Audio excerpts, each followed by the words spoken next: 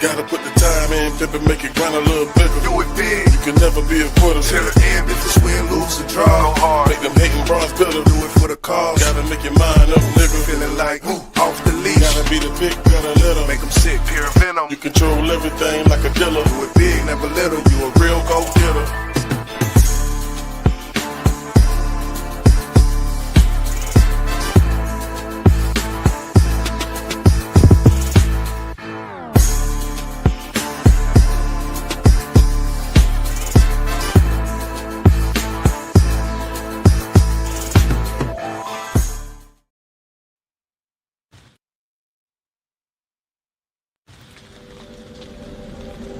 Back at it.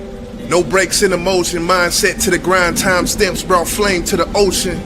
Signed, sealed, and delivered to the real ones. No pressure from those, cause this type of pressure was built in.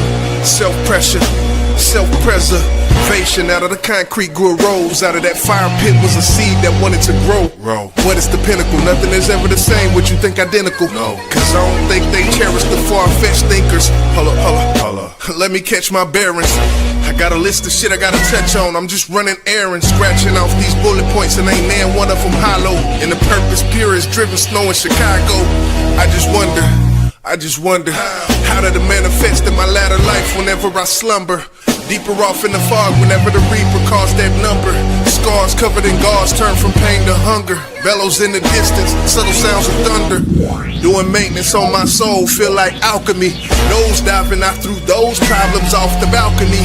Hustle hard until my mind stays sharp as a falcon's beak. You stand for something or fall for anything. This not a verse, this a Malcolm speech.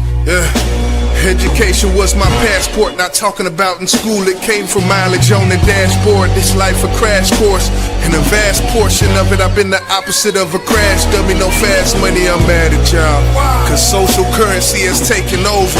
But does it really hold weight? Or all these views and likes really just like weightless boulders? Shiftless Negroes, Marvel heroes, putting on their masks like it's late October. Yeah, that type of soil hard to fertilize. Foundation shaky as my voice when I try to verbalize my discontent. Is this my palace or is this my tent? Is my cup half empty or am I just a Grinch? It can't be that. People out here screaming, bring the 80s back. Why when we can't bring them babies back that fell through the cracks? It ain't that simple. It ain't that simple. Right out.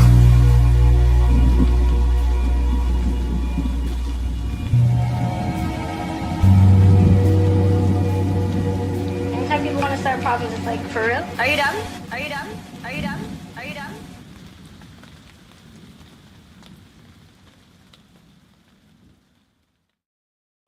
What's going on?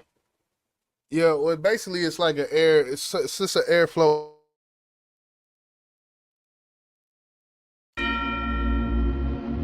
Under the beat.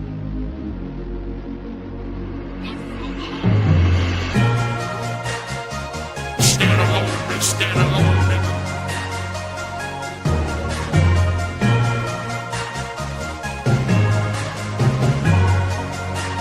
The only thing that a nigga know is how to be real. So put some respect on my name. I'ma state you and I never will change. I think you know that I never been lame. I came out the field so I can get niggas the game. I'ma go out with a bang. So remember the name. The only thing that a nigga know is how to be real. You cannot teach it, they gotta live in you. The shit that I'm speaking, it might just offend you. That these niggas play hard when they know that they tender. I came from the village, where we don't stop till we finish. They label my brother a menace. I guess they gon' call me the villain, cause I'm next to the realest. Hey pimpin', I'm just about my business, and I'm just beginning. I guess the fuck who you sending. You niggas know that I'm not timid. Just pour me a cup of that Henny, but cuff your little bit, cause the legs might end up to the ceiling. Pimp, I'm the new dealer, and I come with 52 killers. Just know I'm the king in the middle, but I keep a nine tucked up under my pillow. And a couple of foes if you come in my building. Don't play with no jokers, there's too many cars on the deck. My ace, it will keep you in check. Bitch, I'm a G, I learned this from the vet, and I don't see a threat, so tell me who next. I'm taking all bets, I'm snatching your head from your neck. I'm the one that you'll never forget. I'm the son of a king, so they call me the prince. Bitch, the only thing that a nigga know is how to be real.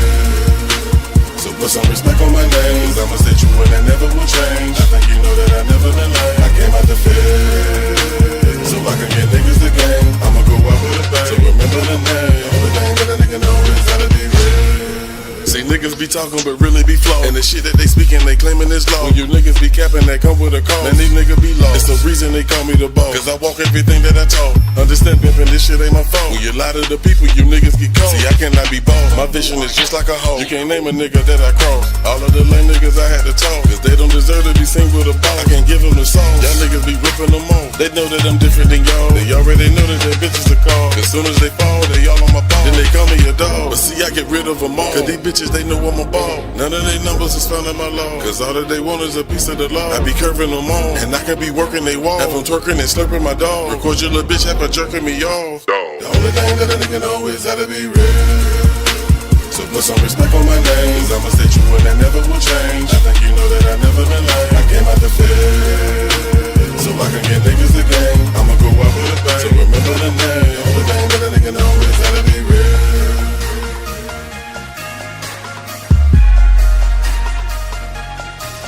Is how to be real. The only thing that a nigga know is how to be real.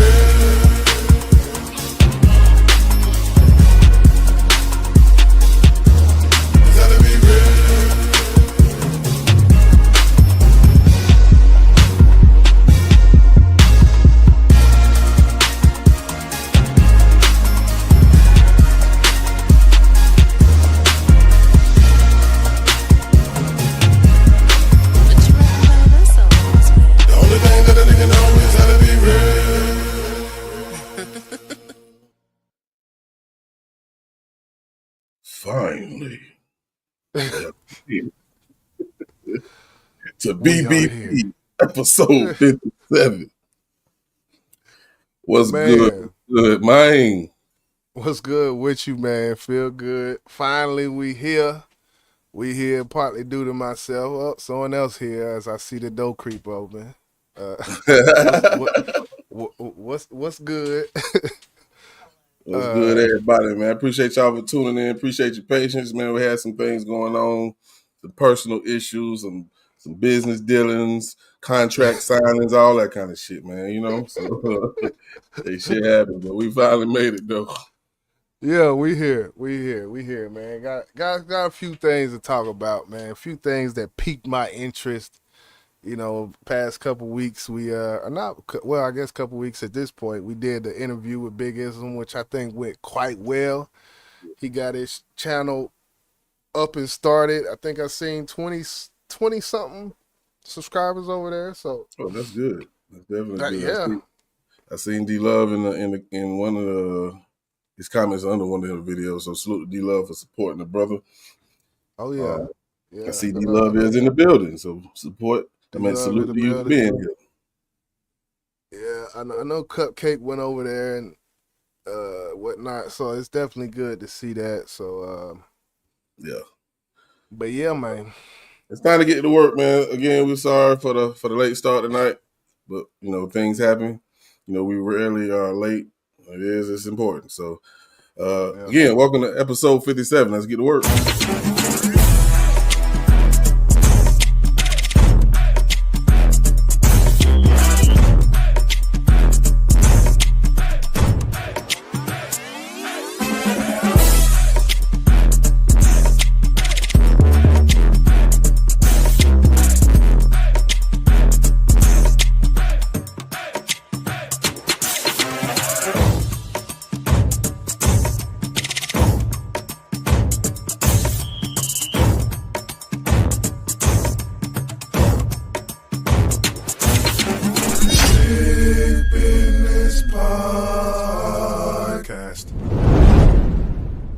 I like that action. Okay, we here with it.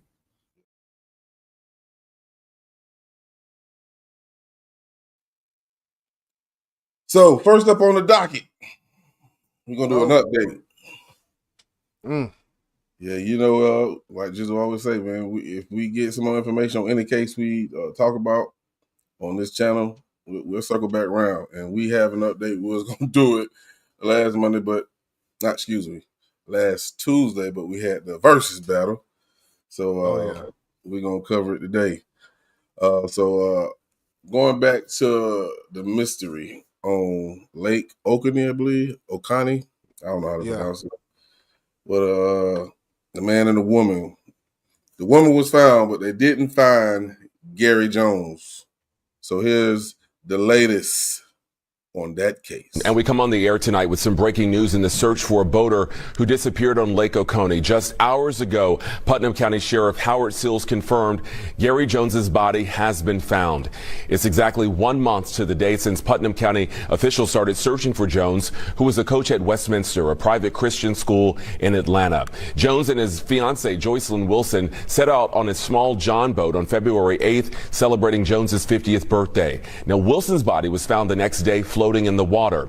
Since the search efforts started, extensive efforts have been put into this, involving cadaver dogs, dive teams, and civilian volunteers. But the newest effort, we're told, is what helped find Jones. According to Putnam County Sheriff Howard Sills, a specialized dive team from Wisconsin who got into the water yesterday found the body. We're told Jones was found close to where Joycelyn was, but 45 feet down in the water in some timber. His brother says getting the call today was bittersweet, but he hopes Jones's legacy can live on. A game and life changer. He helped a lot of people, and that's why so many folks have come in to support. Gary has been a servant of God since his early years as a teenager, and he has done probably what people have done in 85, 90 years, Gary's done in 50 years. And so we just hope to carry his legacy on. Now, we just spoke to the sheriff within the last 10 minutes. He tells us at this point they do not suspect foul play in Gary Jones's death. We have a crew heading to Lake Oconee. We will have a full report for you coming up tonight on 11 Alive News at 11. Yeah, man. Sad, sad, sad. I was hoping he wasn't dead. You know, I had about 3 different stories that I thought it would end, the way it would end, I should say. And where his body was found was one of the things I talked about. The only way they missed him is he went under and got caught up under in those trees. Remember they said the bottom of that lake looked like a tornado or something? Uh-huh. Yeah. So that was one of the 3 I did say, and it happened to be right. So yeah. You definitely called that one. You know, it's gives some closure, of course, for the family, even though that's not the closure you want, but it does give you closure to an extent. You know, being that there is a body now, we know what happened. Even as sad as it is, you know, it's like I can only think, you know, as far as what happened, I can only think a mistake was made, you know, with the functioning operation of the boat, and hard turn or something, poop, and they flew off. That's the only hypothesis I can really come to be honest. But what trips me out about that is he owned a boat. Not too many people who own a boat can't. I mean, Right. they can't swim. Everybody, I feel like if you own a boat, you should be comfortable if you fall in the water. Oh, Meaning yeah. you swim. And I'm assuming they didn't have life jackets. And I feel like if you don't know how to swim, that's the first thing you're going to put on is that life jacket. You're not even gonna get on. I am not getting on a boat without a life jacket. I don't care what activity may be going on. I'm not getting on it. Now, as far as autopsy, you know, who knows? I don't know.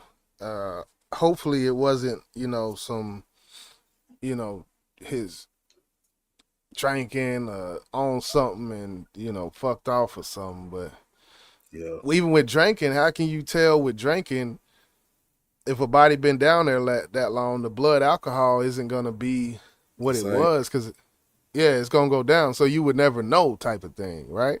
That's true. That's absolutely true. And I don't know if they had any alcohol. We seen the boat.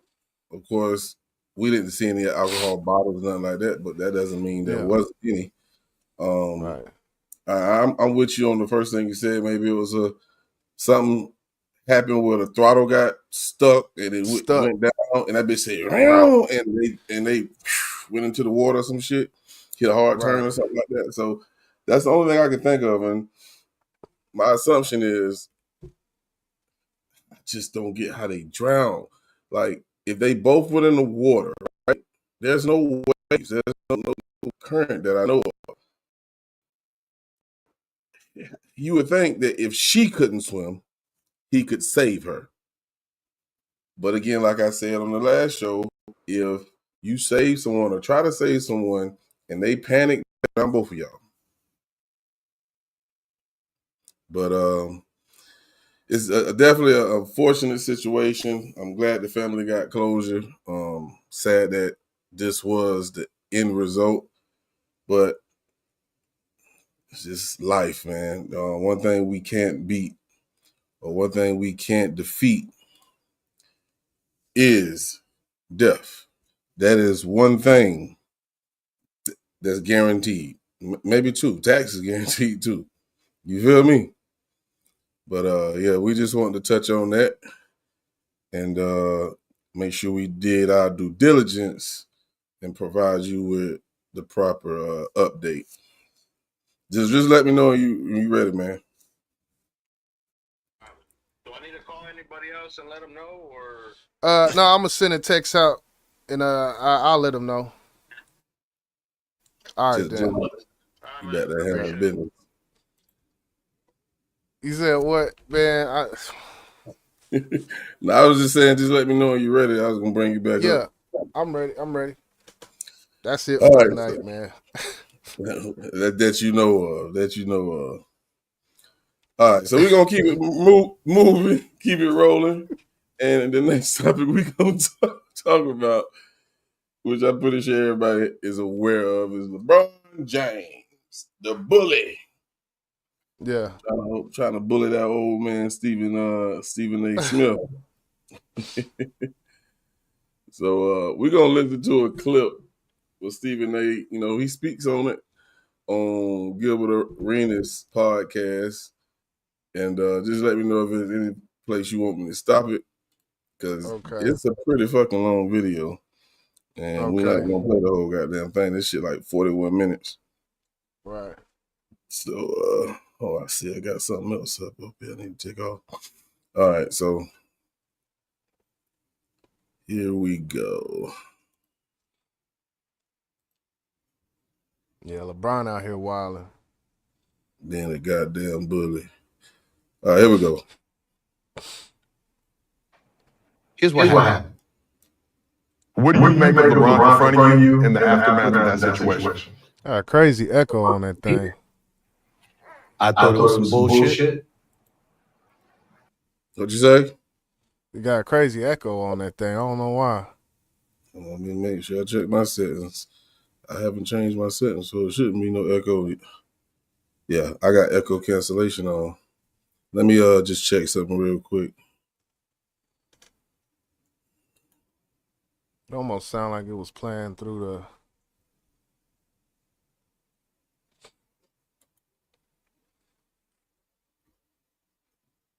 Or maybe drop it down and bring it back.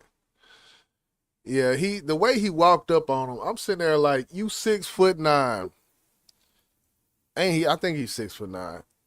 Stephen A. Smith is all but 5'00", and you sitting there, my fucking don't talk about my fucking son, and like, man, shit is goofy, man. No, I agree with you. I definitely agree with you. Am I on the right one? Yeah, I'm on the right one, please. All right, so let me know if you still hear echo. Hopefully you don't. But in the moment, I knew that I was listening to a father. Here's what happened. I'm represented by William Morris Endeavor. The founder of William Morris Endeavor, Ari Emanuel, had courtside seats right next to the Lakers bench. He had Larry David with him, star of Curb Your Enthusiasm. I'm sitting with them. I get there in the first quarter. I'm sitting courtside, and I stand up, and then I got my head turned. And then I turned back around, and a lot of people thought this was the end of the game or something like that. This was in the third quarter. Apparently, LeBron had walked out of the timeout, and I turn around, and he's right here in my face. He said, yo, you got to stop talking shit about my son. You got to stop fucking with my son. That's my son. That's my son. And I was like, what? He said, nah, fuck that. I said, yo, let's talk later. He's like, fuck that. Nah, fuck that. You got to stop fucking with my son. And I said, all right, though. That's it. That's pretty much how the story went. But of course, he went into more details, and we can touch on it. I just want to pause it right there to get your thoughts so far on what he said. Of course, you know, this is in the third fucking quarter. Dog, you supposed to be focused on the fucking basketball game. Right. Yeah, man. If LeBron was your dad and he did that shit, how would you feel, bro? I would feel like I'm not a child no more. Like, I'm in the NBA. Everybody who is an analyst, commentator, podcaster, blogger has the right to speak about the basketball game that they're watching. They're actually promoting the game. And when you think about it, Stephen A. Smith promotes the NBA when he's talking about it because, you know, it's subliminal promotion, basically, because he's talking about it. People are listening. People are intrigued. They want to see the game. So, all in all, I feel like LeBron is like, it's like he's stuck in a world where it's almost like he feels like he's above the fray. Facts. And I don't like Is that what you get? Like he's like, oh, I'm LeBron. You shouldn't talk about me. Like, I don't know. That shit weird. Yeah, you're absolutely right. You hit the nail right on the goddamn head. And I think that's why my feelings toward LeBron is slowly changing, because I used to love LeBron when he came into the league. You know, one of my favorite players. Shit. But now LeBron is he's too big to be soft, bro. He's too big to be a crybaby, bro. He's too big to do all this goddamn flopping when a person ain't even put their fucking hands on you, bro. Right. Like, to me, you need to stop playing basketball right now, because in my eyes, you diminishing who and what you stand for as an NBA player. You went through the NBA your whole career pretty much clean. You know, you get an old man, you want to act like a little bitch, bro. Come on, chill out, man. I'm sorry, but that's how I feel, bro. Damn. Hey, man. Hey, tell me why I lied, bro. Tell me why I lied. Now, I guess, all right, let's hit it from a different angle then.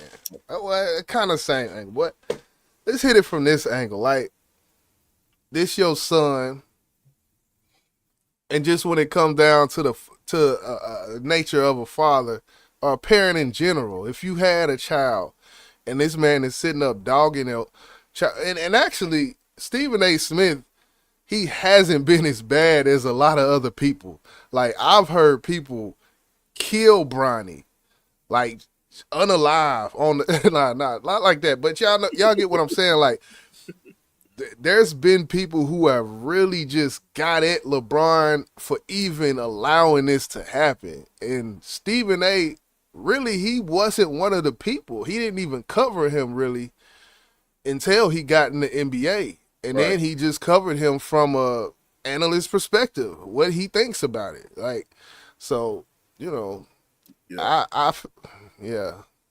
don't think Stephen A. did anything wrong, because who he really put the blame on is not Bronny. He put it on LeBron. And I just want to play a little bit more of this, because he's going to actually get into that. Because I felt like this before Bronny came to the league, when I actually found out that he was going to enter the draft, and I was like, wow, bro, you averaging 4 points a game in college. I know he went through a medical issue. He bounced back, started playing again. He was healthy, but he wasn't balling. He wasn't balling. I think he probably his highest scoring college game was probably about 11 points. How do you become an NBA draft pick? And I know it wasn't but 55, but still, there's some good players that got drafted at 55. But we know what they're calling us, and some people say, no, that's just a father promoting his son. But let's listen to a little bit more, man. And he walked off. So I remember during a timeout in the first quarter, seeing Bronny. And Bronny looked over at me, and he had this sad look on his face. And I'm imagining Pop saw that shit. It hit him. Yeah. And he couldn't hold it, and he rolled up on me. And so when I went on the air the next morning, first things first, believe it or not, I know this is shocking for people to believe, Richard Jefferson, is that I was talking about him as a father. And so what happens is that had he said that to me, then I wouldn't have been thrown off. I'd have came right back at him. Yes, I was. I was talking about you. You did this shit, which I'll get to in a second. But because he didn't do that, I said, fine, you let it go. Mind you, I just agreed to my contract. Courtside, that day was when it was announced. It's all over, everywhere. Watch about me, right? Yeah. It's a nationally televised game. The cameras are rolling, and I'm like, if I do anything, this is gonna be a scene. Now, we can sit up here in front all we want to and act like we don't work for somebody. Damn it, I work for Walt Disney. And if I had gotten into some shit with him at courtside right there at that moment, no matter how right I would have been, it would have been wrong. And I was like, I'm not going to do this. If you really want to be a CEO, want to be an entrepreneur, you should take the first step. Create the LLC. Man, it doesn't really cost. It ain't worth it. Because I'm pretty sure everybody sees it the same. Now, you do got people like Kevin Durant, who was probably sitting back like, that's fucking right. Yeah. Get in his, you probably had some NBA players who was rooting for LeBron in that situation, but the fans don't like to see that shit. The fans of the game. You're on mute. Yeah, I definitely, there's no way in hell if LeBron sit back, hindsight 2020, review what he did, think about everything he did. I know he hearing all the commentators, all the podcasters speaking about this. And there's one right answer. You have to let that goddamn boy be a man. Right. You know what I'm saying? Because on this podcast, which you probably won't get to it because it's so far down, you got Kenyon Martin. His son is in the NBA. He never did none of this shit. He said when his son got drafted, he stayed away from his son because he was in so much emotions and tears. He didn't want to, do anything to mess up his son's moment. And another thing he said, there are certain NBA players who have kids that's coming into the league or that came into the league, Tim Hardaway Jr. You have to ask their father about their kids. Not LeBron. LeBron putting Bronny on Front Street like you're trying to force him down our throat, bro. Don't stop. Let it happen naturally. And that's what he should have did. Bronny should not have came into this league. The reason he came into the league because LeBron ain't know how long he was going to stay. You know what I'm saying? Let's go ahead and get in now. He might not have a good season his first year, which of course he's not. Because he's not ready. And he should not be in the NBA or he shouldn't be on the bench. He should be in the fucking G League, bro. Yeah.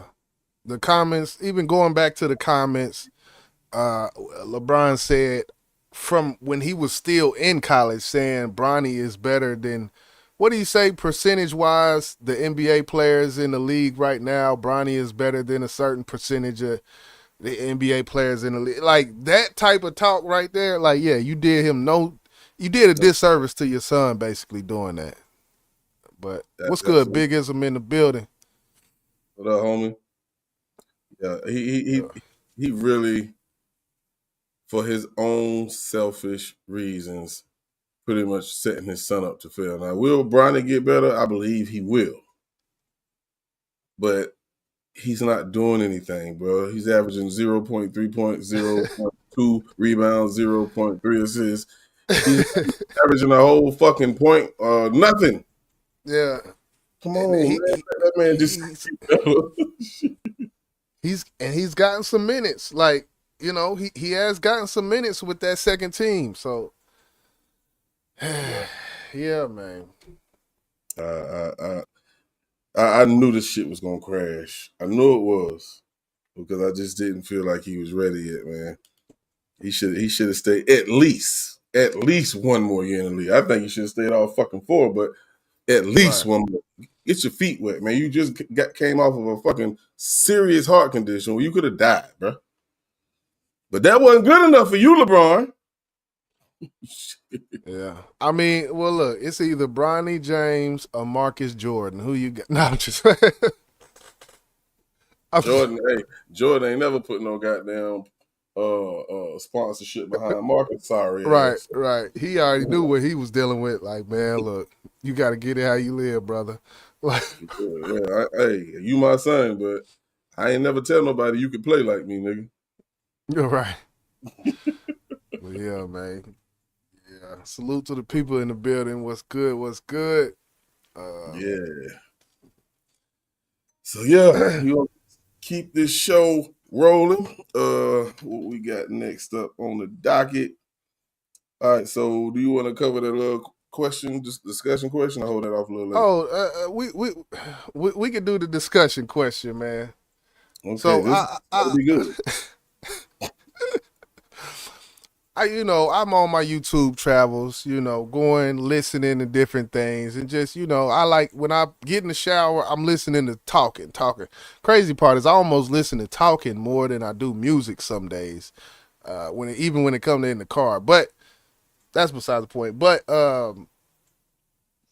there was a conversation that I heard on a show, and the guy on there, I can't even remember his name. He posed the question. He was like, "Why is gay marriage? A man can marry a man, but a man can't marry 2 women." And the way he broke it down was kind of in a religious aspect, not saying the religious aspect bolstered his point, but to say, from a religious standpoint, for those who are religious, the gay marriage, that goes against religion. Absolutely. And, a man findeth a wife, that goes against religion as well. Didn't we hear back in them days they had multiple wives? Well, ancient, yes. Back then they did, and which, that depends on which religion you're talking about, because some of these religions that's not an issue. But what are your thoughts, man? As far as what we see as legal and illegal, because right now polygamy is illegal in all 50 states. And I had to look it up because I actually thought Utah it was legal in, just because all the shit that goes on in Utah with these Mormons and all that. But I guess what's your thoughts on that? I mean, I think the way he approached it, and I know you said that wasn't the main reason of this discussion, but the best way to approach it is to say, okay, God is against gay. And you will really sit here and try to blackball anyone who goes against what God goes against. That don't make no motherfucking sense to me at all. I have no issues with gay men. It's more women for me. But if I say something about it, I have to be politically correct, which ain't nothing correct about this shit, because God said it ain't. So who are you to try to silence me when you won't try God like that. I don't get that, bro. I'm speaking the truth. Only speaking the truth, bro. So okay, so to break it down from a standpoint of right and wrong, obviously American society feels like it's more wrong. Now just from a moral, scratch the religiosity out of it. From a moral perspective, do you feel like this is a true comment or false? American society views a man or woman in a polygamous relationship, they look down on that more than they look down on same gender lovers. How did American society get to that point? Like, I don't know if that. I don't know if that's true, bro. I mean, I'm trying to sit here and think about any time I'm having a discussion about polygamy, or a man with multiple wives, or the thought of having multiple wives. I can't remember very many people frowning about it. You know what I'm saying? Now, some people say, "Now, I wouldn't do that," but that's a choice. But the only thing different about it is you got multiple. And if these women agreed to it, why is it wrong? well, I think the choice, I think you might have answered my question in a different way, which you may not have been trying to do, but when you said the word choice, it brings up what a lot of people say about homosexuality, where they say it's not their choice to be gay. Like this, they was born like this. And you just alluded to polygamy being a choice. So maybe that, you think that plays a part in it? The fact that the polygamy is purely a choice, and there's a large percentage of people who say gay is not a choice. It was in them when they was born type shit. It was in them when they was born. Okay. No, pause, but I'm just trying to get to a point. Like, right. Do you know anybody that was messing with a woman their whole life and then changed? Are they still gonna say, "Oh, that shit was in them the whole time"? I just feel like if it was in them the whole time, if you're not really attracted to a woman, I don't think your manhood is gonna rise for a woman, bro. That's just how I see it, man. Well, so go ahead. I do know a lot of women who say they are lesbian, have babies. I mean, you know, it happens, and there's so many variances with it. Like, there's no clear cut. This is how it is with with this topic. I feel like, because I got a cousin that's flamboyant, gay as a $2 bill, and me and my brother been saying since we was 10. I was 10. I was like, yeah, he gay. Like we knew then, even before he was, I think he was older than me at the time, but even me being 10, 11, 12, me and my brother sitting back like, said, something ain't right about that boy. Like, so it's one of them things where, yeah, like him, I feel like he was born gay. I feel like, yeah, he was born gay. There wasn't no other way around it. He was walking on his tippy toes. We outside playing tag and King of the Hill and, jumping ramps off bikes. He in the inside playing with my female cousin, dolls and shit. Like, yeah, I hate to go back to the spiritual aspect of this discussion, but I have to because I'm trying to make a point. If God is against it, how can you be born like that? You think God's gonna put that in you, bro? I don't know, man. It's a hard. I love women, so I don't know how the fuck it feel to be gay. I don't know. I just seen different aspects of gay. I know men who like men and women. I don't see how in the fuck that happened, but it be that way, and I don't know what causes it. I can't answer that question. I really don't know. I really don't know, but I just feel like if it's a defect with your goddamn, you're not having enough chromosomes or the right chromosome, then maybe, because we know some women, they got fucking beards and shit. You know what I'm saying? And hair all on their arms and legs and shit. You know, and I think that's a chromosome issue. But is that the same thing with your hormones? I don't know.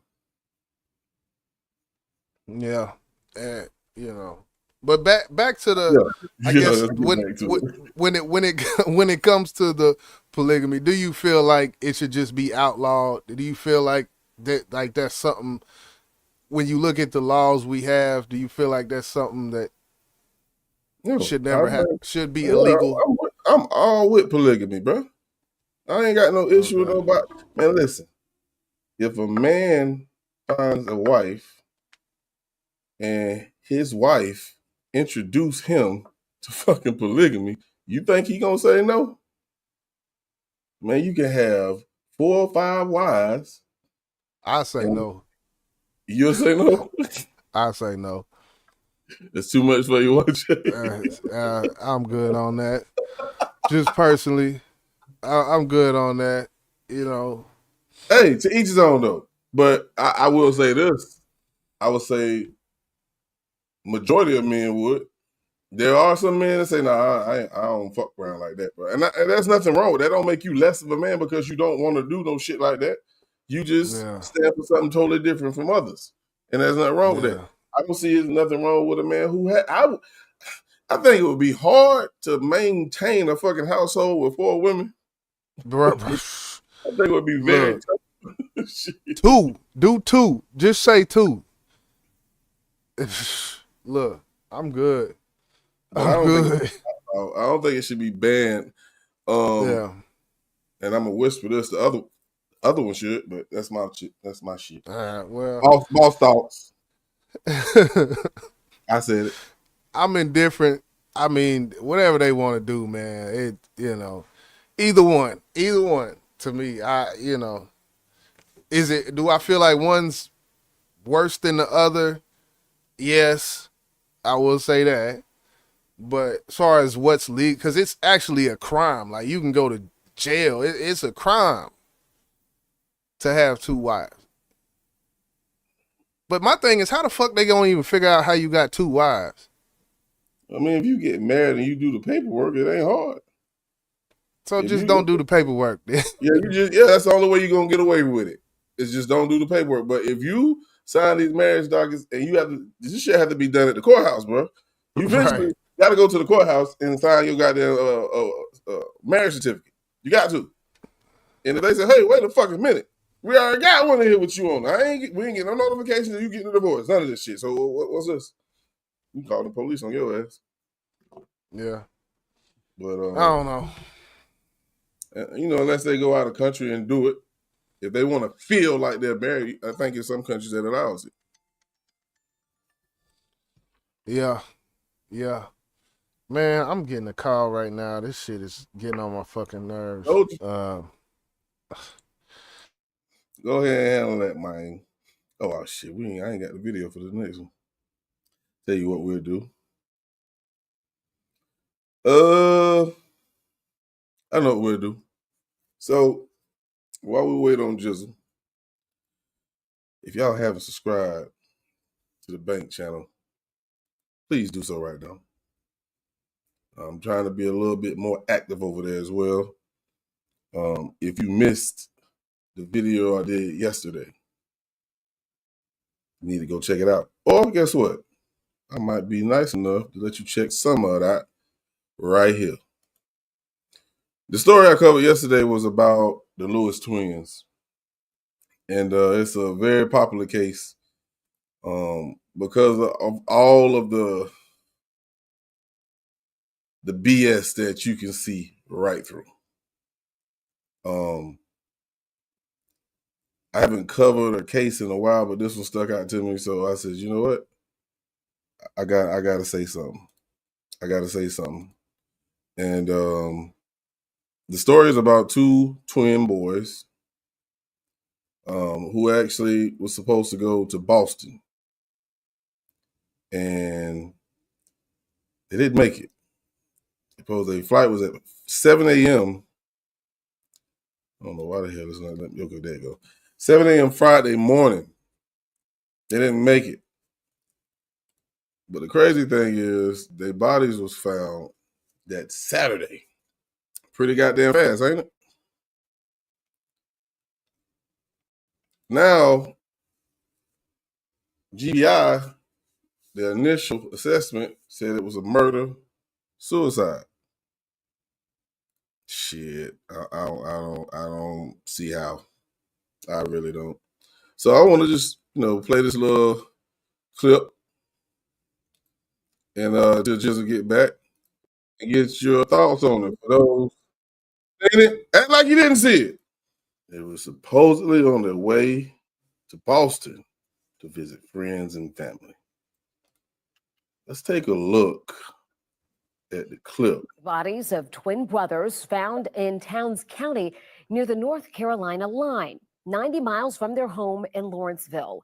The GBI initially investigating this as a murder-suicide, but tonight the family says they're not buying it. 11 Alive's Cody Alcorn spoke with them just a few hours ago. He's live for us in our newsroom with more on this investigation and what the family has to say, Cody. Well, Jennifer, the brothers Kydir and Nazir Lewis were twins. The GBI says a hiker found their bodies at the top of Bell Mountain on Saturday morning.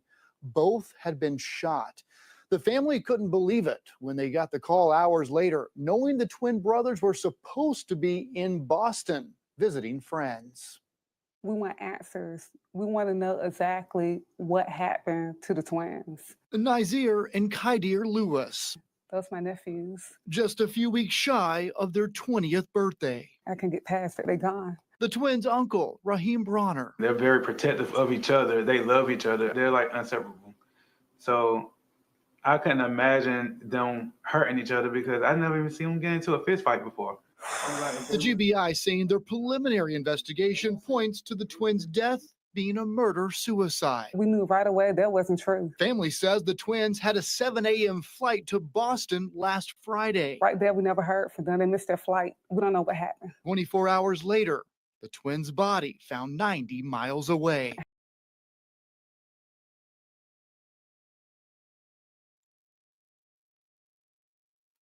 All right. So I want to go play the whole thing, and just find a stopping point. But from what you heard, I know you caught the video. From what you heard, and then we'll get back to business. What's your thoughts, bro? So 2 twins went up, both were deceased. They never been to this place before, ever. Never been to this place before. Yeah, I mean, and they're labeling it murder-suicide already. Yep. 90, I think it was 90 miles away. How they got there? There was no car found. Thank you. That's what I asked in that video.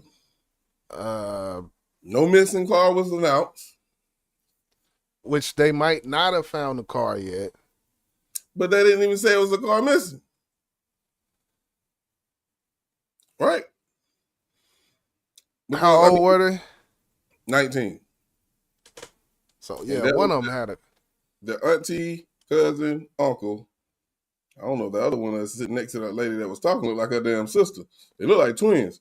But what? I hate going here. Where's the mom, bro? Who was the last person seeing them, bro? None of this shit's been said. But yeah, that's one. That's one of them. That's one of them ones, man. It's like, yeah, I feel like if nobody said nothing about a car, either they didn't have a car or they're just leaving that out for the moment. I find it hard pressed to find 2 19-year-olds. Well, who knows? I don't know. Maybe if they didn't, then yeah, how the fuck you even get up there? So right, and I wonder who they live with. If they live with their mom, they're 19, so they could have their own place. I don't know, but they had to catch a flight, so they had to get to that goddamn airport, which you could Uber that as well. But going 90 miles up into some mountains, bro. Matter of fact, I'm gonna drop a video on my page because somehow magically last night when I went to bed, a video popped up where this lady was driving her and her husband up to the Bell Mountains. Bruh, if you see how, man, please. You see how you gotta go up, bruh, and these goddamn narrow ass roads? Yeah. For what? For fucking what? But anyway, I mean, some people. Hmm? All I was gonna say in conclusion, some people they like to sightsee, hiking, all that type shit that we don't even think about. It'd be people out there like that. I'll just say that. That's not my thing. But they never. Their family said they never went there before. They never showed no interest, and that's a sundown town, girl. But I'm gonna stay tuned. I'm gonna definitely follow that case. Yeah. But all right. So next up, this old ignorant lady right here, man. Lil Ronnie baby mama. What you got for us, bro? Oh yeah. Okay. 2 seconds, Dougie Fresh, you're on. Let me grab the link. I ain't gonna lie, I'm a little out of it. I ain't gonna lie. I know. Because so that's my bad. But yeah, GS Lil Ronnie baby mama, man. It's something to be said.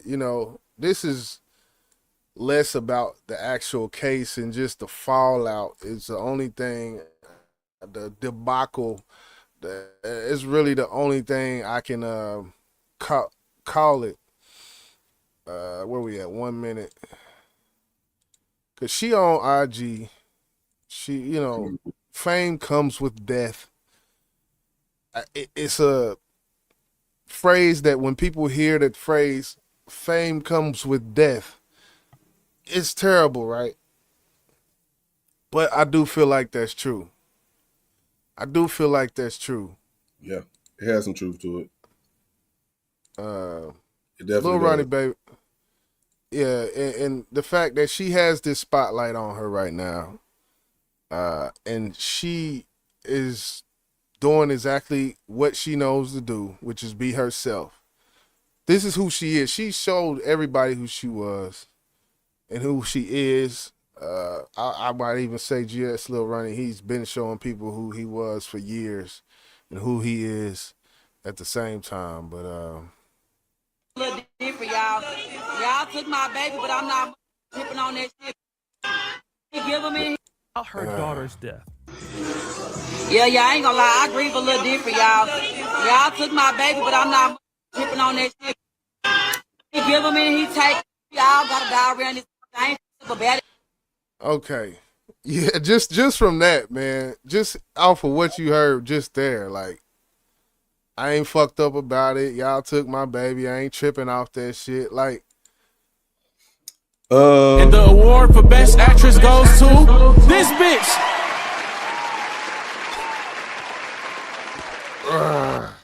The unfortunate thing about that clip I just played versus what she's doing, that chick ain't acting, bro. She ain't acting. I don't want to call it ignorance, but I have no fucking choice, bro. Because even if you felt that way, you don't go online and just display your fucking ignorance, bro. To me, you want to say she clout chasing? I don't know if that's what it is. If that's what it is, that's some goofy ass shit to do when you just lost a kid and your baby dad. Yeah, I don't know if I can even. What's good? Cupcake in the building. What's good? D Love say like her car got stolen, not her baby life. Yeah, Right. like they just stole some material. They stole they took your flat screen from you, not your your baby. Like that's how it's coming off, man. Yeah, D-Love hit it on the damn head, for real. Right. I grieve a little different, y'all. Y'all took my baby, but I'm not tripping on that shit. He give him and he take. Y'all gotta die around this. I ain't about it. I'm about how she left around this, but I ain't about it. Talking about, cause y'all know, y'all want my baby around this, and she going out this style Gucci everything. Talking about, yeah. Come on. And she going out in style and Gucci everything. Birds of a feather flock. And her baby daddy gonna right. Baby daddy gonna be proud of everything. Right out the PD talking about. The Three Stooges. James Carroll, tax man.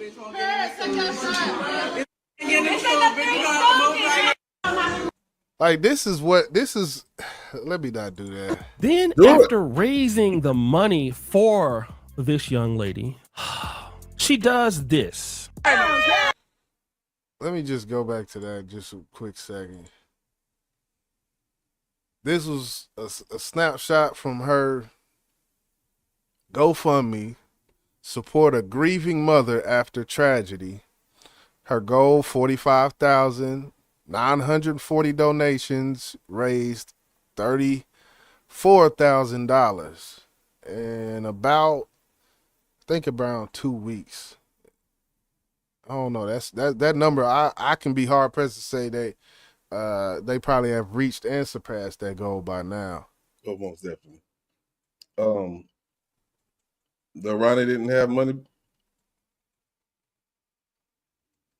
That's and this is something, that question that you asked. That's one of them things where I always wonder that whenever you have someone who's not sort of high, not huge, it doesn't have a huge high profile. He wasn't a nationwide superstar or nothing like that around hip hop or nothing. Right. But from the pictures from IG, even just the picture right there, you see, I mean, there was something. Yeah, as far as, I mean, it's his baby mama. It's not his wife. So I will say that. But yeah, but that was his people kid, don't. though. That was his kid. Yeah, but that's why I was gonna go into that whole bag about people business don't really be set up that great. You can be riding in a $100,000 car, $250,000 car, renting cars and doing all that, jewelry, $100,000 chain, and but all that being said, you got a baby without a trust fund or something like that. There's the priorities within some of these communities, and really the priorities. That's a classism thing. I don't want to make it just seem like that's a exclusive to black people not having their priorities fucked, having their priorities fucked up. Having their priorities fucked up. That's something I feel like it's a classism type thing where a certain class of people don't really think in the future when they get some money because they've been in this class their whole life type of thing. So that business aspect of it definitely was not taken care of, man. I'm pretty sure, and you right. I want to go to this comment right here because this is exactly how I felt. The latter part of this comment, Nikki New said, "I bet her burden, her daughter, has been erased." That's how I took the way she has been acting. Damn. That's hard. That kid was a burden on her. She couldn't be loose and wild like she wanted to because of that child. I seen the same thing, Nikki. I ain't gonna sit here and flex with you. That's how I see it. Because it's kind of weird, and I ain't saying this was done purposely, but from what I've read, heard, she had just dropped that kid off to him at that fucking car wash. Now, I ain't saying that was done purposely, and she knew what was going to happen. But what a fucking coincidence.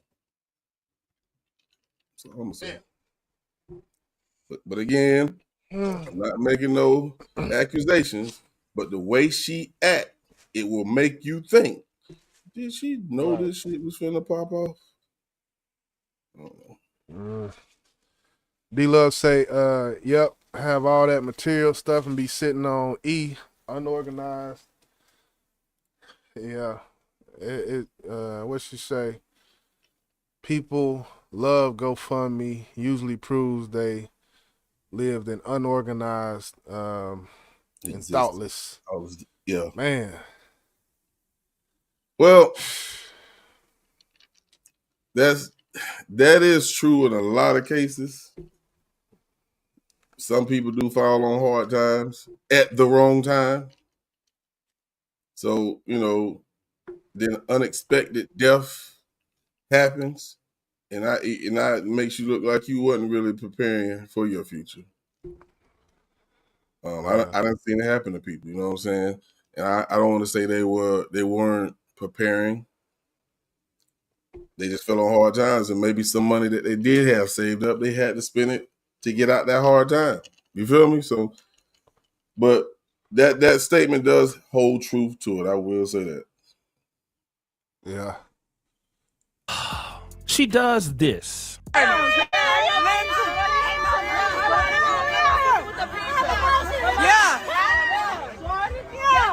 security on deck. Yeah.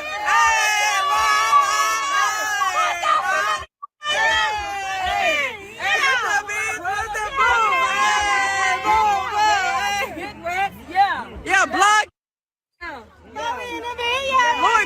Behaving, although the child is innocent, okay? But here's what people are probably going to believe. Oh, but the way the baby mom. So, yeah, I feel like it's very unfortunate.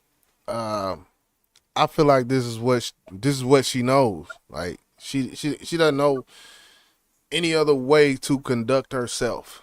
Is kind of how I kind of look at it. Like we talk about more, even with the Big Ism interview, we kind of talked about this. Like, you can look at her and just hear her and the words she says, you can tell this is all she knows. A bullshit? Even if I got something for that. Okay. Even if she knows this is all she knows how to act. You can mentally know some shit, but how you act out is different. You can know right from wrong, but this is the only way you know how to act out. You know what's right, but this is the only thing, this is your being. This is your essence. Is that some YJ fucking theory shit, man? Yeah, exactly. I was sitting here like, I'm trying to make sense of what the hell he's saying. You know how to act, but you only know one way to act. You don't know how to act no other way. How? Your essence from inception. Like, it's You stumped me on that shit right there. Like, what? I stumped my damn self, man. I got caught up. I got caught up at 6:35 and 75, and but with her, it's only one way, man. Like, she only knows that, man, and that's not an excuse. I don't want that to be like, that's no excuse for someone to act like that publicly. So she goes to church and they put money in the offering. She knows that's what she's supposed to do, but the only thing she knows to do is take the money. You think that's what she's gonna do? Well, no. I would say that's a false equivalency, but I get kind of where you going with it. You feel me? Yeah, I'm gonna just say I think that was YJ showing her some grace. That's all I'm fucking saying. Oh, okay. Okay. Well, and I don't want to. I think the only grace is because that little girl. You know, the fact that yeah. Yeah, that's the only grace, and I don't even want to give her that because she act like she don't give a damn. Because she act like that, right? And I can understand that with someone not giving her no grace. Because look at what you doing on this internet. For real, that's how they say. How can you expect love when you don't love your goddamn self? Right. Jesus. Right. But yeah. That's the new era we live in. Get on social media and act a fucking fool. But okay.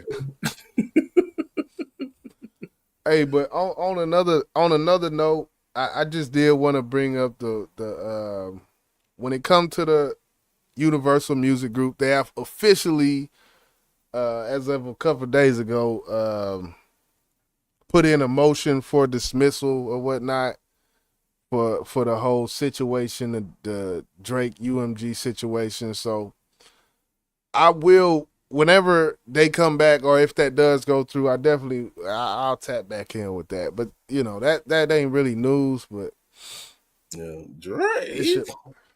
It should have happened from the jump.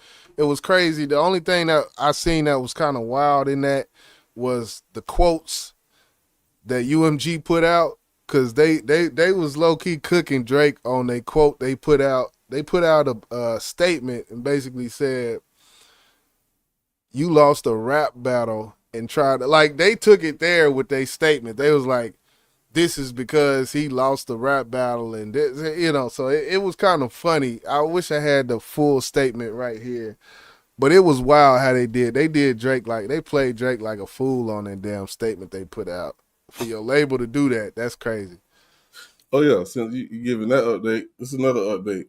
Plies dropped this lawsuit on the ladies and Crazy Ass Soldier Boy.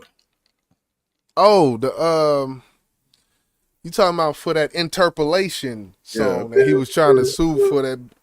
Yeah. Sue for that beat that wasn't even original. Mm-hmm. Yep. Damn right, as he should. Yeah, as he should. Well, look like we have gotten to that point in the show. Cause I ain't gonna lie, I'm kind of motherfucking hungry. So we at the last segment of the show, which y'all know what it is. It's time for the meat and potatoes.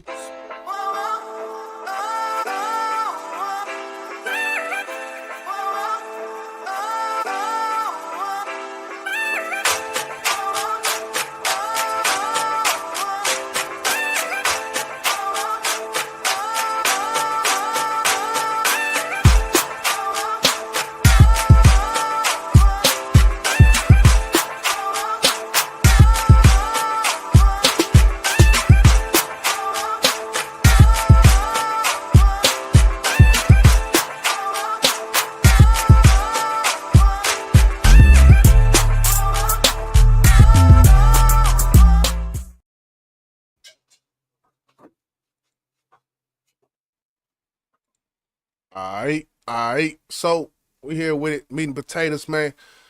And a lot of people, they talked about Trump when he got in office, and one of the things that he did, or he pushed for, was for the declassification of the MLK files and the JFK files. And I haven't seen the files myself, but supposedly I think I seen a matter of fact. Let's just go into this. This is them talking about the JFK files. Title of the video is JFK files to be released today. What to expect?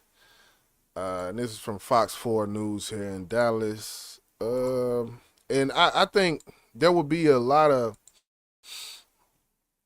what I think is gonna do is basically expose the government on some bullshit. Basically, I feel like the CIA is gonna look like the devil once some of this shit out comes. This is actually about the JFK case, but I kind of want to twist it into the MLK once we get done with this, because the amount that was classified or redacted in all of this paperwork it is crazy how much was actually redacted from these things. I mean, that is definitely not JFK. I wouldn't know why this was a part of his focus. What makes you wonder? He seems to be like, he likes to do these things like with the Lil Wayne and Kodak Black. Like I don't know. It's like he likes to do things like this that are like, it's not really policy, but it's like almost like to say I did this. Yeah. Because this is something I can do this. Right. Because people have been asking for this for a long time. It's like he wants credit or something. Like, let's go ahead and get into this though. We are still waiting for the release of tens of thousands of investigative documents from the assassination of President John F. Kennedy investigation ongoing over the years. Good evening, I'm Steve Eager. President Trump told reporters yesterday that his administration will make public 80,000 pages, no redactions. Fox 4 Stephen Dial is in Dealey Plaza tonight with more. Stephen. Of course, people already come here on a daily basis because they're interested in the assassination of JFK. But now with the news today, it's been a buzz. Now some historians are being cautious, saying that they're not expecting any major bombshell. Let's look at the evidence and let's see what the evidence tells. People from all over the world flocked to Dealey Plaza, the infamous spot where President John F. Kennedy was shot and killed in 1963. The events. And what I will say about him saying that, like, it's no bombshells in here. I feel like with the JFK file that may hold true, but I do feel like whenever and when the MLK file, because I'm definitely gonna look through it, because I feel like the JFK file was a little bit more cut and dry. I feel like there was more theories around the MLK. That's just my point of view. So that day definitely changed the course of history. Tuesday, the location had a different buzz due to the anticipated release of the final documents from the investigation, about 80,000 pages worth. I am going to be not reading all 80,000 pages, but I'll be looking at Fox and others to summarize that for me. Jonathan Brown is in town from New Jersey. I'm curious whether the museum behind me is going to rewrite history as this news gets released, and I think it's important for all Americans to pay attention. And the crazy part about AI, you could copy and paste 80,000 pages into Chat GPT, and that shit will summarize it for you right there. I don't know what their limit is, but it's crazy that Chat GPT is a fool. Yeah, it is. And see what really happened. He's referring to the 6th floor museum, which says it will proceed cautiously with the documents. In a statement telling us, quote, as stewards of this history, the museum is committed to telling the story of the Kennedy assassination and surrounding events with respect and authenticity. Reviewing these documents will take time, and we will carefully consider the insights of scholars and historians. Last month, the FBI located 2,400 more documents related to the investigation, weeks after President Trump ordered a review and public release of the remaining documents. The National Archives and Records Administration has claimed that 97% of the roughly 5 million pages from the JFK file were already made public. We happen to be coming through on our way back from Kansas City, so we figured we'd spend a couple of days and come and look at the site again. Ruben Hernandez is from Mission, Texas. I think this is going to be great for everybody to make their own judgments, look at the evidence, and everybody's going to have the opportunity to come up with their own assessment of what happened that day. Now, when the president made that announcement yesterday saying that the documents will be released, some may have said that he caught his staff flat-footed on this, and so we don't have a time of when these documents will be released. When they are, it will take some time to look through them. Yeah, I don't know. I think it's like I said, for the MLK docs, I'm pretty sure that will be something that does get talked about. Because in the MLK case, when it comes to the the assassination at the motel, and the dude got sentenced, and you know they supposedly know exactly everything. Let me see. He said he confessed to the crime. 40-year-old escaped fugitive later confessed to the crime and was sentenced to 99 years in prison term. I'm not fully versed on. I just seen this video tonight, but when I do, or if I do run across anything, I definitely will look into it. Yeah, most definitely. I want to definitely see the MLK one. Yeah. Cupcake say divert attention, constant distraction. D Love say, yeah, I don't know. I thought I was gonna have more, but it's okay. I just want to ask you a question because we was actually talking about what case that was earlier. I don't think it was. Oh, it was a case with the guy fell off the boat. Let's say, for instance, he was missing. Let's say 5 months. Would you ever ask for a death declaration, bro? A death declaration if the body's not found? Yeah, with 5 months go by. Like, would you? To me, is that like giving up hope? I would say, yeah, because there's been cold cases. You know, you look at cold case files. Imagine if they would some of these cases that got solved. Imagine if they would have declared a death in the case and just stopped, and the cold case investigators wouldn't even look at it because it's under a certain, it's under a certain section of their, because they have a section for people who are missing, and there's a section, it's a separate thing. So yeah, I feel like if they haven't been found, then they're still missing.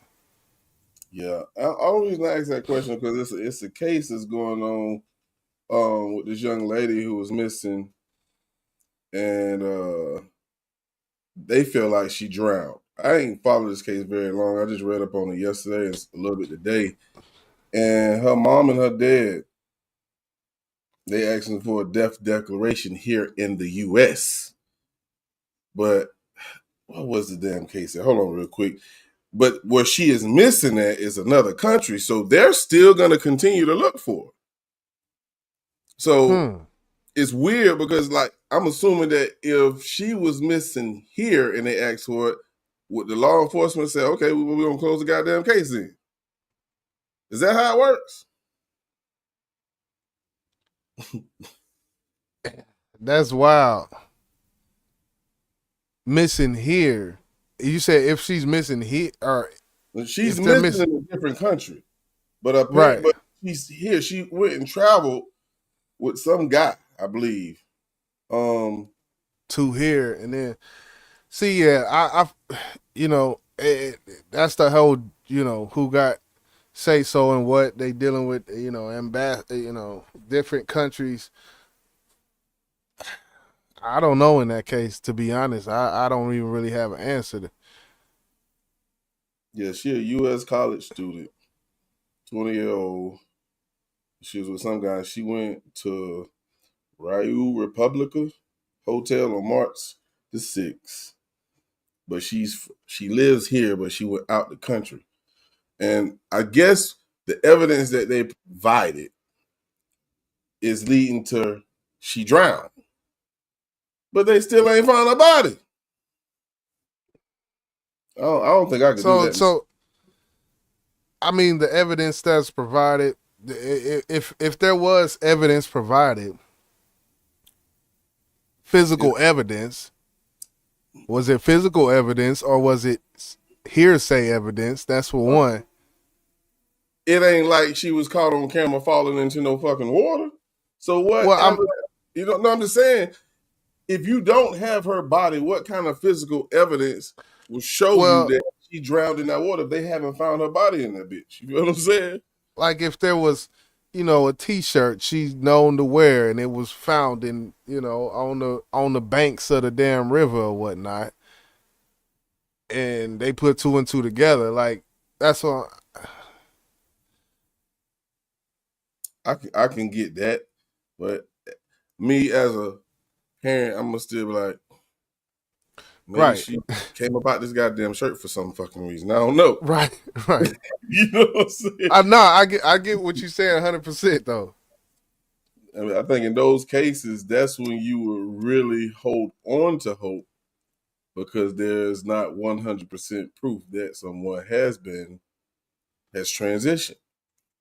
And when I seen that, it was like they was crying. I ain't saying they some shitty parents for doing that, because I knew that took a lot. It's almost like when you have a loved one on life support and they say they brain dead, you got to pull that fucking plug, bro. Right. I think that might be a little easier to do, because they're brain dead. They're really only being kept alive because of this machine.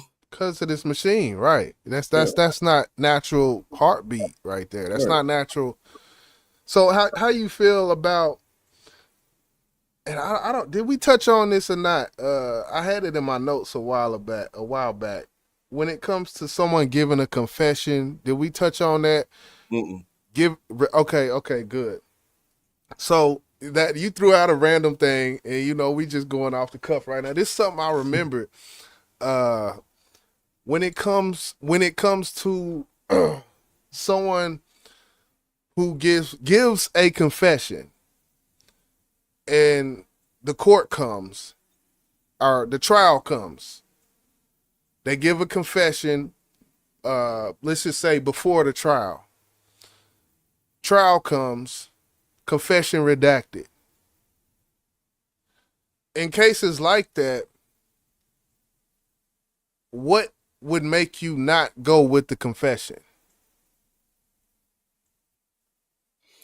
I guess how the confession was given, because we know there's some crooked law enforcement detectives and all this shit, and they will fuck with you, and they'll leave you in this fucking interrogation room for 24 fucking hours until you crack. That type of shit right there is not legit to me. So you're saying how the information was... How they obtained that information from him. What made him say this shit? Like, if you walked in there, 30 seconds, I did it, man. I killed that bitch. Right. Well, you bragging about this shit, man. I have to question that shit, because you might be taking the blame for somebody else. So, but if someone willingly, just like that dude in the video I did today on my page, he walked to the goddamn police station and told him I did it. Right. So if they tell him and it was coerced, then it should be redacted. Is that the only time that you feel it should be redacted? Or is there any other time? Because that's the number one thing for me, is how it was done. Did y'all Chinese water torture this man and drop a single drop of water on his forehead for 20 minutes? Like, how did y'all... No. You said what? There's another way I feel like it would be redacted as well, in which they know better than to do this, but if you have someone underage, okay, and they confess, you can't. That shit can't hold up, bro. My mama wasn't there. Right. Throw that shit out and fire him for trying me like that. Right. Other than that, just off the top, if a person's not competent. Okay. What about jailhouse confessions? That's another one. Where they be locked up with a cellie and they confess to their cellie type shit, or they say some shit to the cellie. Can that, and you taking that from someone, like, I feel like those confessions are really, I don't know how I feel about you just taking this. Like, it got to be a lot of other shit to take that. You see what I'm saying? Well, one thing, they don't just go off for, like, if they're really doing their job looking for who did what, I don't care if it's a inmate or just a random bum walking off the streets and said, I did it. They're gonna ask questions to find out if you knew things that was not put in the news, things that only the killer would know. So if somebody come up dead, but they never tell you how they got killed, and you just walk inside, I did it. Right. Say, tell us what happened. Man, I stabbed that motherfucker in the neck. No, this person drowned. Get the fuck out my goddamn office. You see what I'm saying? They gonna ask you questions that only the killer would know, so they can confirm it, because they don't want to lock nobody up and they actually are innocent, because they get sued. Yeah, and people getting paid a lot of money for that shit. Oh yeah, I agree with that. I don't know. What started me on that. This was a couple weeks back. What started me on that was something I was watching. I think it was on Dateline, where the dude redacted his confession, and there was a whole, prosecutors, and I'm looking now. It say prosecutors can actually redact a.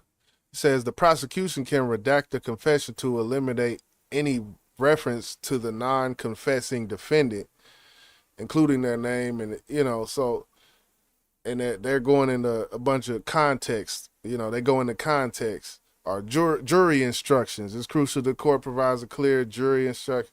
So it's a lot of different reasons, but usually when the confession thing, I'm like, man, if you did it or you didn't do it, I feel like the court has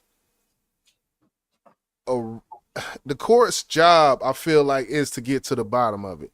So regardless if he did confess at any time, if there's anything off, we got the court's job is to look into it.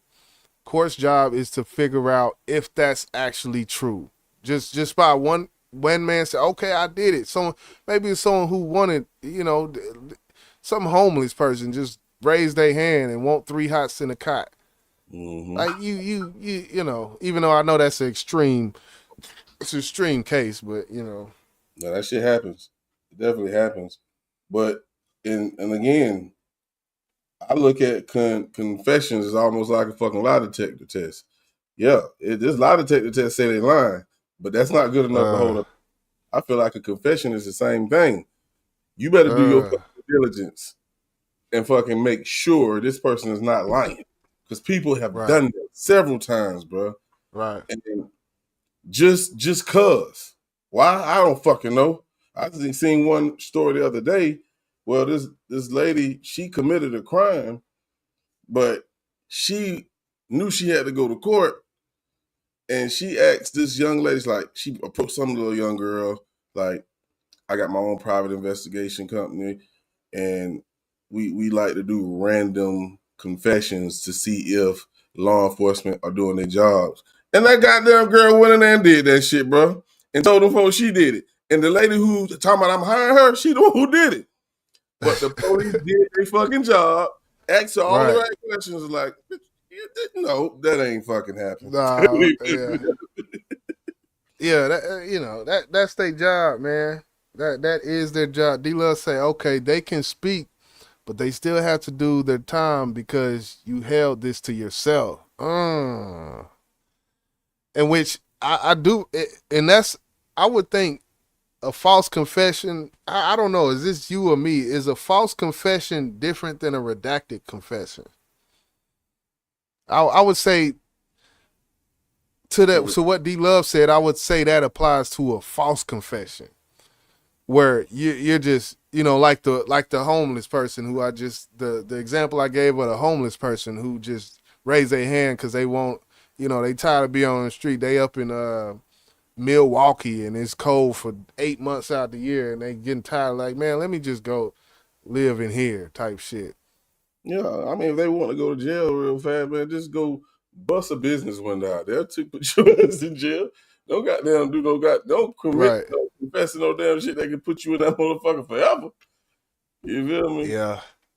Because If they do their job, man, they'll always get their man. If they just want to put somebody away, then it's gonna take a whole system for that to work. Because when you go to trial, you got a defense that's gonna be like, "Bitch, you crazy as hell. That ain't what happened."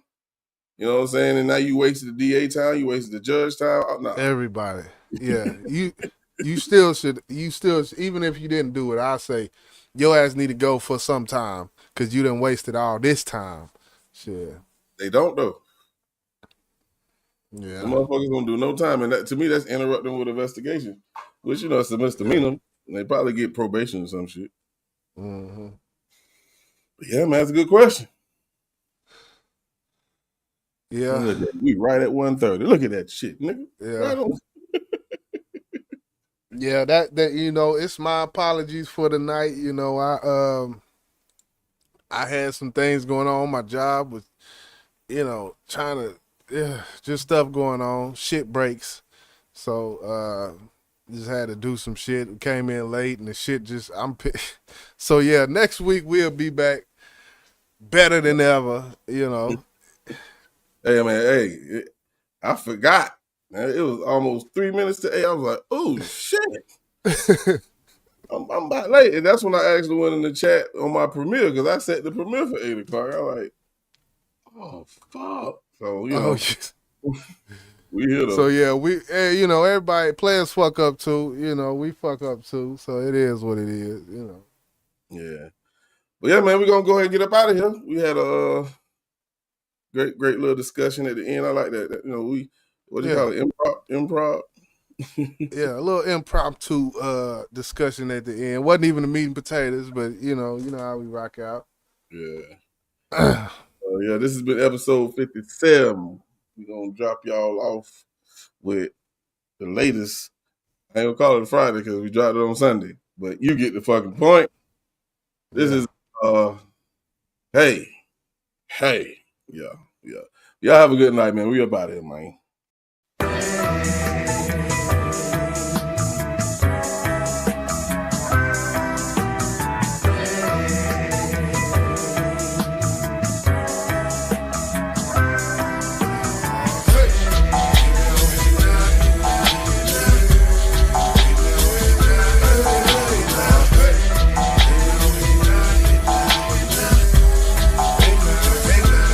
Sunday I handle my business. I'm back in this kitchen. Oh, did I mention? There ain't no more competition. Ain't no room for none of you sisters. The wicked city to die. Ain't no beef and we killed a cattle. Niggas shook cause we left them rattled. To be honest, it never mattered. All they talk was a bunch of chatter. We steady walk up the ladder. Ain't no question about who battle. All them out and we gon' get at 'em. Watch them disappear like a phantom. I got juice but no Tropicana. This that dope with no arm and hammer. Yeah, we back so raise up the banner. I know the niggas that don't want the animals. I be that nigga that bring that damage to him. Fuck you and your attitude. You should show me some gratitude. He said he never had a clue. Think I'm just a rapping dude. They just a better dirty pussy niggas. I'm a savage fool.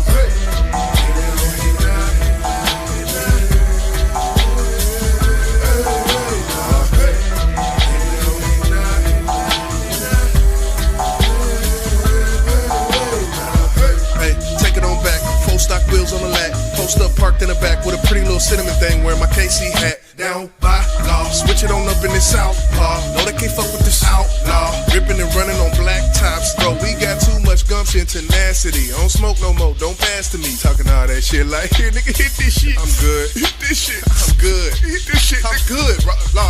Real talk, I'm good. Red suit on like Suge. 2 shots up on fluid. Crazy. Born in the late 80s. Just a little baby. Just a little baby kid. Running around with my big bro. Anywhere he go, I go. And the times change, but the family never does. I was running them up, kept on coming up with crumbs. Nothing but lint, nothing but bills, nothing but rent, nothing but time spent. No more crime, quit, can't fall down. Shit, trying to get these paper cuts, trying to get papered up. Yeah, switch it on up in the southpaw. No, they can't fuck with this outlaw. Ripping and running on black tops like hey, nah.